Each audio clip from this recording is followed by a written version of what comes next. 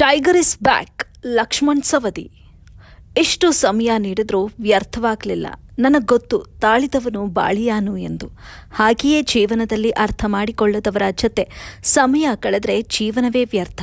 ಅದನ್ನು ನಾನು ತಿಳಿದುಕೊಂಡಾಗಲೇ ನನಗೆ ಮತ್ತು ಈಗ ಸಿಕ್ಕಿರುವ ಸ್ಥಾನಮಾನ ಸಿದ್ದೇಶ್ವರನವರ ಆಶೀರ್ವಾದದಿಂದ, ಹಾಗೆಯೇ ನನ್ನ ಮತದಾರರ ಆಶೀರ್ವಾದದಿಂದ ಲಭ್ಯವಾಗಿರುತ್ತದೆ ಅಂತ ನಾನು ತಿಳಿದುಕೊಂಡವನು. ಕೆಲವು ಟೀಕೆಗಳಿಗೆ, ನಕಾರಾತ್ಮಕ ಪ್ರಶ್ನೆಗಳಿಗೆ ಮತ್ತು ಕೆಲವರು ಬೇಕು ಎಂದು ನನ್ನನ್ನು ಕಾಲೆಳೆಯುವವರಿಗೆ ಉತ್ತರಿಸದೆ ಸುಮ್ಮನಿರುವುದಿಲ್ಲ. ಅವರೆಲ್ಲರಿಗೂ ಸಮಯ ಉತ್ತರ ನೀಡುತ್ತದೆ ಅಂತ ಈ ಮಾಧ್ಯಮದಲ್ಲಿ ನಾವು ಹೇಳಿಕೊಂಡಿದ್ವಿ. ಅದರಂತೇನೆ ರಾಜ್ಯ ಸರ್ಕಾರ ನೀಡಿದೆ. ಅಷ್ಟು ಸಾಕು ನನಗೆ. ನಮ್ಮೆಲ್ಲರಿಗೂ ಬೆಳಕು ನೀಡುವುದರಿಂದಲೇ ದೀಪಕ್ಕೆ ಬೆಲೆ. ಕಷ್ಟಗಳನ್ನು ಮೀರಿ ಬೆಳೆದು ನಿಂತಾಗಲೇ ಬದುಕಿಗೊಂದು ಬೆಲೆ. ಕ್ಷಮೆ ಕೇಳುವ ಗುಣ ಮತ್ತು ಕ್ಷಮಿಸುವ ಗುಣ ಇವೆರಡೂ ನಿಮ್ಮಲ್ಲಿದ್ದರೆ ಅಲ್ಲಿ ಯಾವ ಪ್ರೀತಿಗೂ ಸೋಲಿಲ್ಲ. ಬೇಡದ ಸಂಬಂಧಕ್ಕೆ ಎಷ್ಟೇ ಹೂವಿನ ಅಲಂಕಾರ ಮಾಡಿದ್ರೂ ವ್ಯರ್ಥವೇ. ಹಾಗೆಯೇ ಮನುಷ್ಯತ್ವದ ಅರಿವೇ ಇಲ್ಲದವರಿಗೆ ಎಷ್ಟೇ ಪ್ರೀತಿ ತೋರಿಸಿದ್ರೂ ಅದು ವ್ಯರ್ಥ. ಜೀವನದಲ್ಲಿ ಕೆಲವರು ನಿಮ್ಮ ದಾರಿಯಲ್ಲಿ ಕಲ್ಲೆಸೆಯುತ್ತಾ ಇರುತ್ತಾರೆ. ಆದರೆ ಅದೇ ಕಲ್ಲುಗಳಿಂದ ಗೋಡೆ ಕಟ್ತಿರೋ ಅಥವಾ ಸೇತುವೆಯನ್ನ ನಿರ್ಮಾಣ ಮಾಡ್ತಿರೋ ಅದು ನನ್ನ ಅಭಿಮಾನಿ ಮತದಾರರಿಗೆ ಗೊತ್ತು ಅಂತ ನಾನು ತಿಳಿದುಕೊಂಡವನು. ನೀವೇ ನಿಮ್ಮ ಬದುಕಿನ ಶಿಲ್ಪಿಗಳು.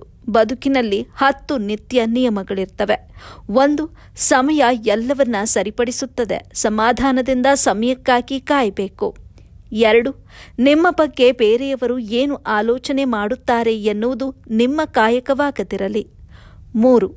ನಿಮ್ಮನ್ನ ಮತ್ತೊಬ್ಬರಿಗೆ ಹೋಲಿಸಿಕೊಳ್ಳದಿರಿ. ಯಾಕಂದ್ರೆ ಅವರು ನಡೆದು ಬಂದ ದಾರಿ ಬಗ್ಗೆ ತಿಳಿಯಲು ನಿಮಗೆ ಎಷ್ಟು ಸಾಧ್ಯ. 4.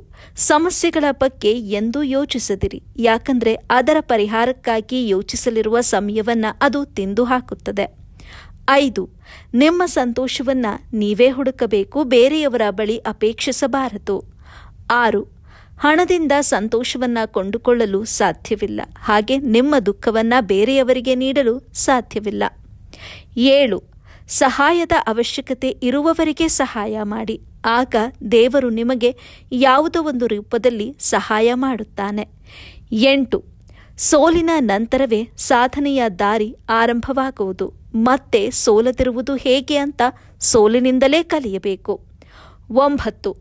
ನೀವು ಮಾಡುವ ಕೆಲಸವನ್ನ ಆಟದಂತೆ ಆನಂದಿಸಿರಿ. ಆದರೆ ಕೆಲಸದೊಂದಿಗೆ ಎಂದೂ ಕೂಡ ಆಟವಾಡಬೇಡಿ. 10. ಮಾತು ಮಾವಿನ ಹಣ್ಣಿನಂತಿರಲಿ. ಮರದಿಂದ ಬೀಳುವ ಮೊದಲೇ ಎಚ್ಚರ ವಹಿಸೋಣ. ನೀವೇನಂತೀರಾ ನನ್ನ ಅಭಿಮಾನಿ ಮತದಾರರೇ? ಈ ಪದವಿ ನನ್ನ ಅಭಿಮಾನಿ ಮತದಾರರಿಂದ ನನಗೆ ಸಿಕ್ಕಿದೆ ಅಂತ ತಿಳಿದುಕೊಂಡವನು. ನನ್ನ ಹಿತಶಕ್ತಿ ಆಶೀರ್ವಾದದಿಂದ ಸಿಕ್ಕಿದೆ ಅಂದರೂ ತಪ್ಪಲ್ಲ. ಮತ್ತಷ್ಟು ಸುದ್ದಿ ಮುಂದಿನ ಸಂಚಿಕೆಯಲ್ಲಿ ಕಾದು ನೋಡಿ.